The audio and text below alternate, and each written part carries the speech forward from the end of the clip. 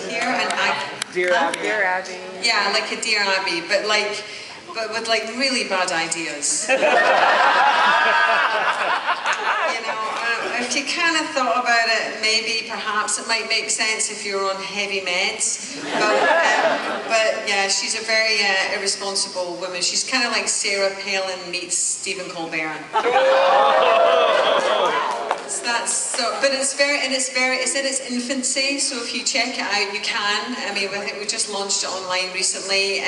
Bear with us because we're still trying to find our feet, and we're using the web as a kind of exploratory forum before we actually make the real thing. So yeah, Heather's American Medicine. Any other questions? None? I knew there would be one. Considering you had told your story about the Doctor Who magazine with Pom Kid, I was wondering, did you actually pick up the bookazine of the Master?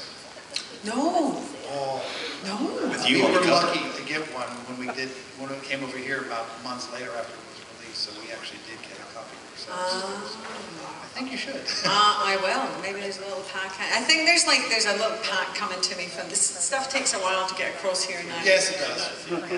They're usually here about a month after they get released in the UK. Okay.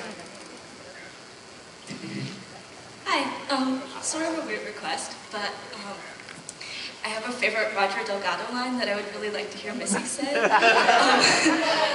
I'm sorry about your coccyx too, Miss Grant. In fact, you should say that to Katie when you see her next.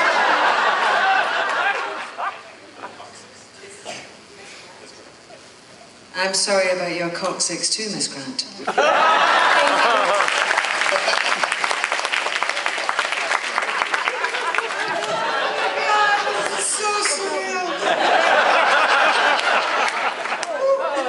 I have to give another shout out to Glasgow. I was born there myself, Queen Mother's Hospital. Oh yeah, very good.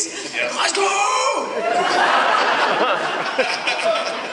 Now, but is it Rangers or Celtic? Well, no, I would say golf. Interesting. That's the safe answer. Just a quick question. Did you watch Doctor Who when you were young? Oh yes. Oh great. When did you start? I mean, who was your first Doctor? Well, it was Pertwee, then he handed to Baker. So I did the Pertwee Baker transition. That's me too. But yeah, no, I was behind the couch / sofa / settee, depending on where you come from. When the Cybermen were coming out and the Zygons. I lost a lot of sleep when the Zygons were coming, because the Zygons were always coming, weren't they? The Sea Devils got to me too. Yeah, no, I mean all of that. Yeah, so no, I grew up with that. It was great. Well, thank you very much. I appreciate it. We love Missy. Absolutely. Thank you. It's rocking. Thank you. You know the Zygons are going to be on this coming season again. The Zygons. Are they? Yeah, season 9. Are they really? So welcome to Atlanta. I'm sorry? Welcome to Atlanta. Well, thank you for coming. Thank you. And I hope you get a chance to see our city before you leave. But I have a question. Now, this is your first convention appearance in the U.S. Have you done? This is your first ever convention. Ever. You haven't done any over in the UK? No. Okay, so what's it like coming into a hotel and seeing dozens of people dressed like you? I think that's how it should be.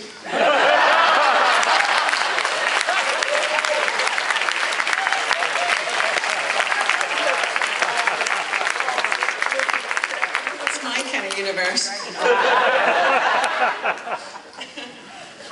We talked earlier about the way that you and your husband met. Your husband is Jack Davenport, who most people will know from Coupling, and a number of other things. He's done a couple of American series. He has, yeah. And he was in the Pirates of the Caribbean movies. Is he in the upcoming one? No, not that I know of. Oh. I didn't know that there was a 5th one being made until one of our other guests. We never really know what we're doing. Oh, okay. But no, I shouldn't think so. No, he's other fish to fry. There you go. Speaking of your Barnes & Noble experience, tell us about the time you got free food because you had been on Doctor Who. Where you getting this? I paid for it in the end. If there's any jobs for an investigative reporter, I'm your man. I am impressed. Well, I'm not sure about that. When did that happen?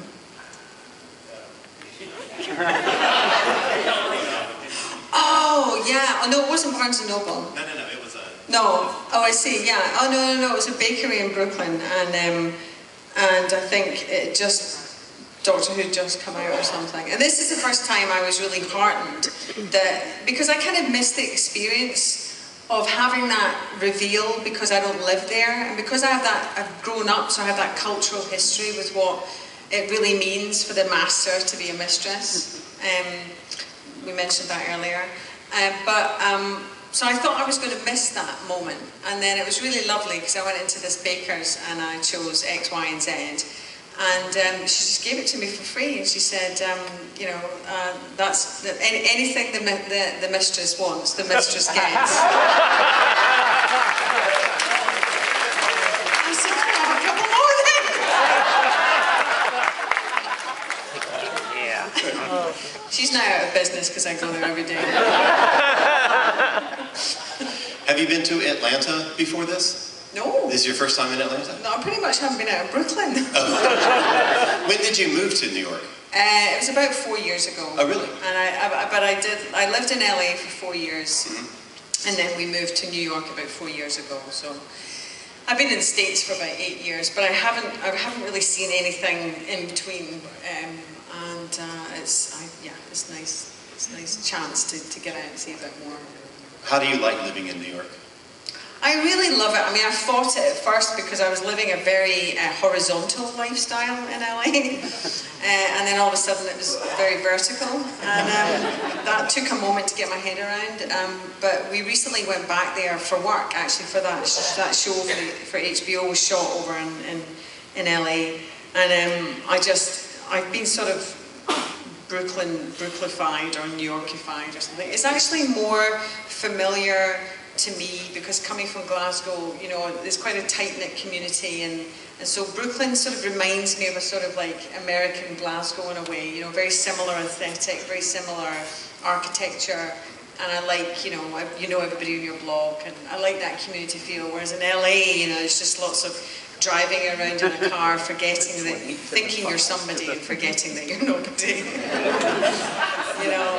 I just think it creates a lot of very kind of like this.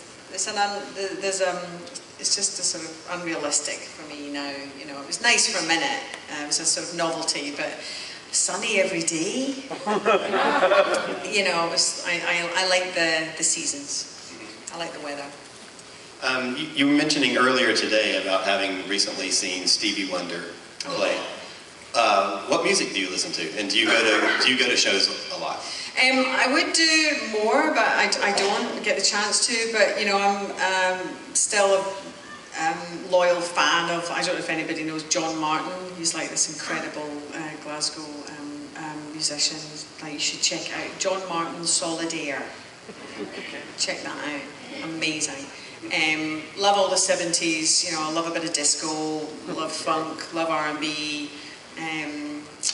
love Stevie Wonder, I also love Feist and the Beatles, I love Bruch, I love, I just like, if it's good, I like it, so, I don't know, it's like, I like it all, and I also like Doris Day. I kind of like it all, like, if it's any good.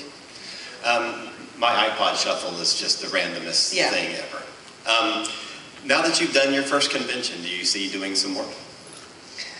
Well, I'm going to have to because it's just, it feels, it's kind of, I wouldn't want to miss out, it's so nice to be, it's nice to be acknowledged like this. It's really lovely. A lot of conventions are about our size, but there are some that are massive, and we have one here in Atlanta that's called Dragon Con, which we here are about 1,000 people. They're about 50,000 people. Right. Well, I was trying to protect you from the fire marshals. 62,000. And it is an experience. So it might be a little overwhelming, but most all the doctors have been to it. You know, a lot of the guest stars. So we would really love to see you come over for Dragon Con sometime. Which, you know, coming down from New York, it's not that bad. No, it's not. Thank you. You never know. Absolutely. If there's any final questions, because we're running out of time, we just have maybe 2 minutes left. Anything else?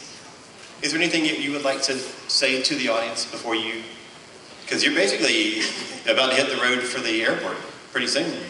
I am. Oh no, just thank you so much. It has been an incredible experience. I guess I just like you to say something nice. Thank you so much.